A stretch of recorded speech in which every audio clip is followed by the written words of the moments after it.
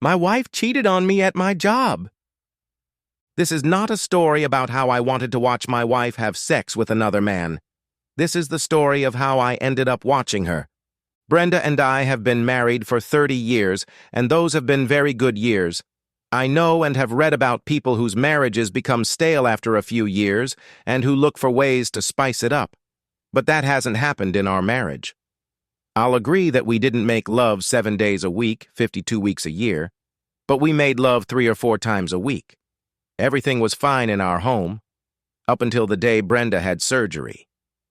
Brenda came home one evening and said she hadn't been feeling well lately and had a doctor's appointment for the next day. After some tests, the doctor said she would have to have a hysterectomy. They talked it over, and Brenda was assured that the surgery would not have a major impact on her life. The doctor was wrong. After the surgery, Brenda seemed to lose all interest in sex. Sexual aids didn't work. Our sex life simply ceased to exist. Well, that's not exactly true. Brenda let me make love to her when I wanted to. She never once said no to me, but it was obvious that she had no interest and was just doing her wifely duty. It soon got to the point where I stopped bothering her. Some men in this situation would start looking for a solution outside of marriage, but I couldn't bring myself to do that. For one thing, I was madly in love with Brenda and felt that if I left her and she found out, she would leave me. Another thing that came to my mind whenever I thought about straying was the scare stories about AIDS and herpes. With my luck, I could almost count on catching something and bringing it home. My problem was solved quite simply. I bought tapes, adult magazines, and subscribed to adult-rated cable channels. This sorry state of affairs continued for almost 2 years, and one day I got a call from Brenda at work. She has a flexible schedule at work and had taken the day off that day. "I just called to ask you to call me as soon as you're ready to leave work." "Why?" "I have a special dinner planned for tonight, and I want it ready as soon as you walk in the door." "What are we going to eat?" "Meat, the kind you like best." I obediently called just before I left work, and when I entered the house, I found Brenda sitting on the landing, dressed only in a garter belt, panties, and high-heeled shoes. She asked, "Are you ready for dinner?" I was out of my pants in a flash and made love to her right there on the landing and away from anyone who might come to the door. I never ate that night, at least not dinner. Brenda and I had sex like horny teenagers until we were both exhausted. The next day I said I was sick, and we spent the day making love all over the house. When we went to bed that night, I thought I wouldn't be able to get horny again until a week later when I was rested. But Brenda proved me wrong. It turned out that Brenda had been seeing a doctor, and he was working with her to correct the hormonal imbalance he thought was wrong. She took hormone pills for 2 weeks, and they helped her regain her sex drive. However, the pills created another problem, although not a bad one from my point of view. Her sex drive came back in overdrive. Brenda wanted to make love all the time. As I mentioned, Brenda's job allowed her to work in her spare time. This meant that she could set her own schedule, just as long as the work was done on time. We have a pickup truck with a camper on the back, and one of our favorite pastimes was to drive to the mountains on weekends and camp. One day, about 10 minutes before I was supposed to leave for lunch, Brenda showed up and said that since she was in these parts, she would stop by and we could have lunch together. I told her to go ahead and wait for me outside and went to wash my hands and go out. I walked out the door expecting to see her in the car, but instead she arrived in a pickup truck. She wasn't in the front of the car, so I opened the door to the camper and saw her lying on the bed waiting for me. "You better hurry up before your lunch gets cold," she giggled. I was 15 minutes late with my lunch. Brenda started stopping by 2 or 3 times a week to have lunch with me, and I wondered if no one had any idea what was going on. This afternoon, Brenda stopped by and let me know that she had come to have lunch with me, and I told her I would be right out. I washed my hands, and on my way to the time clock, my boss stopped me and asked me to come into his office for a minute. We talked for about 5 minutes about my job, and then he offered me the position of shop supervisor. I gladly accepted, and then hurried over to Brenda's for an afternoon snack. As I opened the door of the RV, I experienced the shock of my life. Brenda was lying on her back, her nylon-clad legs and high-heeled, shoe-clad feet pointed straight up at the roof of the camper, and Myron, one of my co-workers, was having sex with her. I froze, listening to the sounds of sex with Brenda.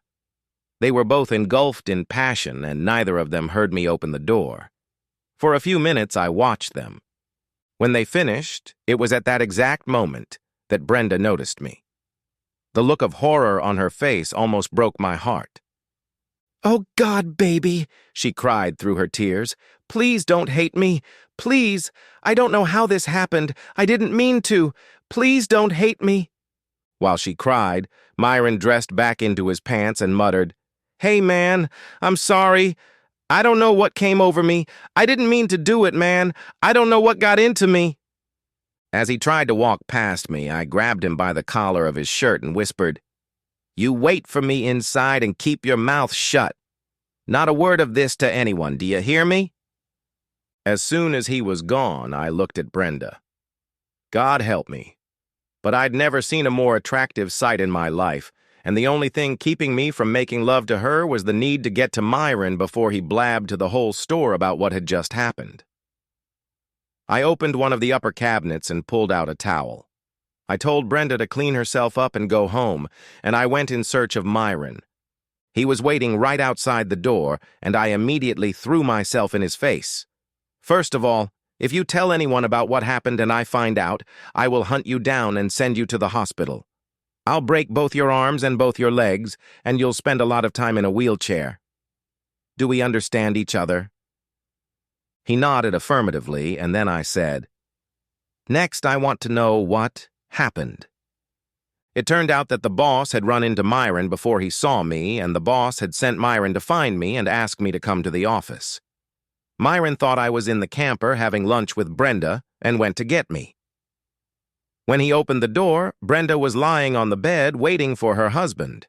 Her eyes were closed, and when she heard the door open, thinking it was me, she said, "Come here and make love to me." Myron said he didn't know what came over him. He had never seen anything so attractive, begging for him to make love to someone. Myron has a beard, and I don't. Brenda opened her eyes and saw that it wasn't me having sex with her and started trying to push Myron away from her, but he wasn't going to stop anymore. Brenda kept pushing and crying, we can't, this isn't right, stop, please stop, please stop." But Myron started pushing Brenda's pleasure button, and soon she began to relax in response. And that's when I entered the camper. When I got home that night, Brenda was sitting at the kitchen table with a glass of vodka, and it was obvious that she had had her hands on the bottle for quite some time. She just looked at me and didn't say anything. After an awkward silence, I finally melted the ice. "It's not your fault, sweetheart. You didn't know until it was too late." She just stared at me. I tried again. "Myron weighs 200 pounds, sweetheart. And there's no way you could have pushed him away if he didn't want to leave." Still silence. "I had a long talk with Myron, and no one will ever know about it." She looked at me and said in a trembling voice, "You don't understand. How can you understand when I don't even realize it? After the initial shock, I liked it. I liked having sex with another man. I liked being in bed with a stranger. If you hadn't walked in, I'd still be having sex with him. Are you serious?" She nodded affirmatively. "What would that do to us?" "God, baby, I don't know." "Are you going to go around picking up strangers when I'm not around now?" Brenda turned away from me and looked at the floor, and I had my answer. As much as I loved her, I knew I could never get over it. I had to do something, or our marriage was over. I knew what I had to do, and I really, really didn't want to do it, but I couldn't imagine my life without Brenda. Grabbing her hand, I dragged her down the stairs to the bedroom and plopped her on the bed. I reached into my wallet and pulled out a small card with phone numbers on it. I picked up the phone and dialed the number. It rang 3 times before it was answered. Myron, get your body down here immediately. You were up to something this afternoon, and now you're going to have to help me comfort Brenda. Yes, I'm serious. Come here. The front door is unlocked, so just go up to the bedroom. As I hung up the phone, I looked at Brenda and saw her smiling at me, and then we made love to her. The end! Subscribe to my channel. Thank you.